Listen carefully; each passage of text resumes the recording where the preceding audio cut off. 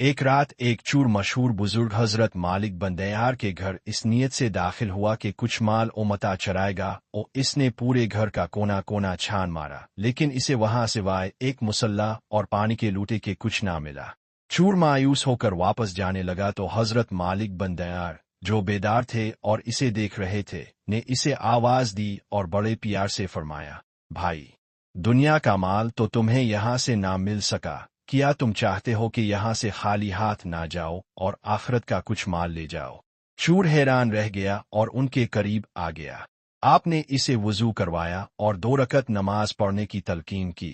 اس چور نے جب نماز شروع کی تو اسے وہ سکون ملا جو اسے زندگی بھر نہیں ملا تھا۔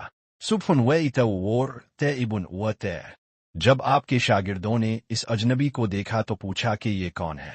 آپ نے مسکرا کر فرمایا، یہ وہ شخص ہے جو ہمارا دل چرانے آیا تھا، لیکن اللہ نے اس کا دل چرا لیا، یعنی اسے اپنا بنا لیا۔ سبق: نیک لوگوں کی صحبت اور اللہ کے حضور تھوڑی سی حاضری بھی انسان کی کایا پلٹ سکتی ہے۔